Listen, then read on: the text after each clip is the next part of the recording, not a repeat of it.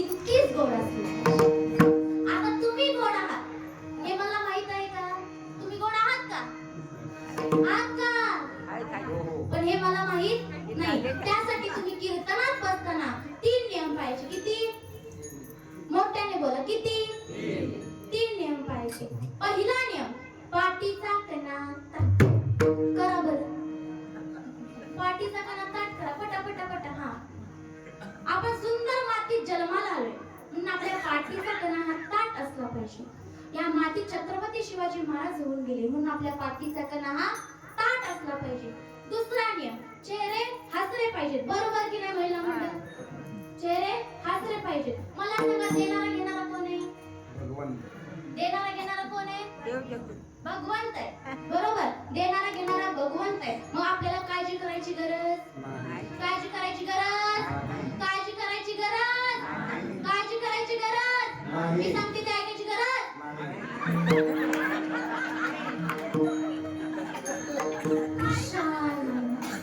ही दुनियाच अशी आहे. जिथं बोल म्हणे तिथं कधी बोलणार नाही, आणि जिथं बोलू नको म्हणे तिथं बोलल्याशिवाय राहणार.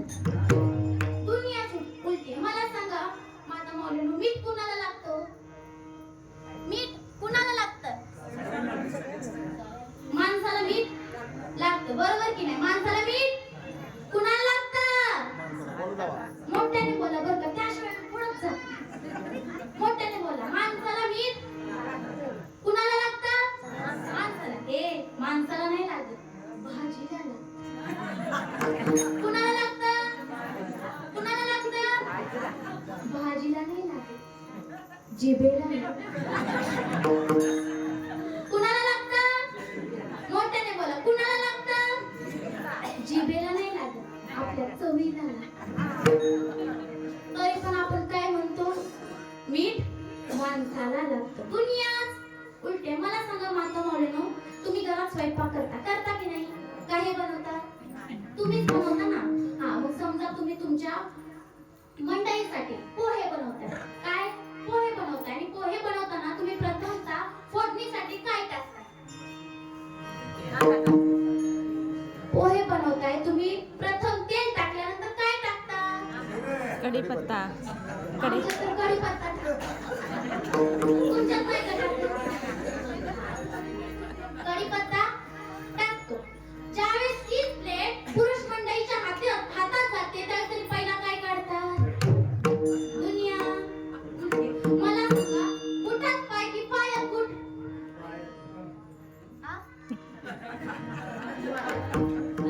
बुटात पाय की पायात बूट?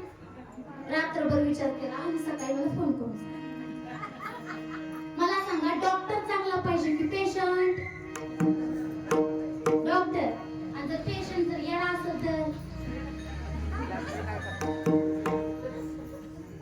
हे प्रश्न सुटत नाही. असो, दिलेल्या वेळेचं मी सोनच करणार आहे. दिलेल्या वेळेचं मी सोनच करणार. तुम्ही त्याची राख केली तरी? दिलेल्या वेळेचं मी सोनच करणार आहे. त्याची तुम्ही राख केली तरी चालेल. ही दुनिया. असो. तिसरा नियम, हाताने टाळी आणि मुखाने नामस्मरण झालं पाहिजे. कारण आपण भगवंत कीर्तनामध्ये बसलेलो आहोत म्हणून आपल्या हाताने टाळी आणि मुखाने नामस्मरण झालंच पाहिजे. मग अशी विठ्ठल विठ्ठल म्हणल्या नाही वाजवल्या कोणी टाळ्या, नसेल त्यांचं देवावरती प्रेम. उगा देवाला देव पूजायचं म्हणून सिद्ध करताय. देवाला देव पूजायचं म्हणून पूजायचं, देवाचं नाव घ्यायचं म्हणून घ्यायचं, देवाचं नाव घ्यायचं म्हणून घ्यायचं. पण किती मोठा देव आहे कल्पनाही करू शकत नाही, इतका मोठा भगवंत आहे. एक दृष्टांत सांगते ऐका. एकदा रुक्मिणी मातेचं व श्रीकृष्णाचं लग्न लागलेलं असतं आणि त्या लग्न लागण्याच्या आधी ते पात्रिका वाटण्याचं काम अशा एका माणसाकडे दिलं असतं की तो आधीच भगवंतावरती चिडलेला असतो. आता तो कोण? तर तो नारायण नारायण नारदजी. त्याच्याकडे दिलं असतं. तो विचार करतो की देवाने आपल्याला पात्रिका वाटण्याचं काम दिलंय खरं, पण आपण देवाला मागितली पण देवानं दिली का? नाही दिली. त्याने 16,108 बायका केल्या, त्यातली एक तर दिली का? नाही दिली. मग त्याच्या लग्नात असे पाहुणे बोलवायचे की जे मंडपात बसलेच नाही पाहिजे. किंवा उठून गेले पाहिजे. म्हणून त्याला पहिलं आमंत्रण दिलं ते म्हणजे महासागराला. कुणाला? कुणाला? महासागराला त्यानं पहिलं आमंत्रण दिलं. प्रॅक्टिकली विचार करा, इतक्याशा द्वारकेमध्ये मावणार होता का? इतका मोठा महासागर इतक्याशा द्वारकेमध्ये मावणार होता का? तर नाही. पण जिथं शक्य नाही तिथं भगवंत आहे. म्हणून तुझ्या सत्तेने वेदांचे बोलणे, सूर्याचे चांदण्या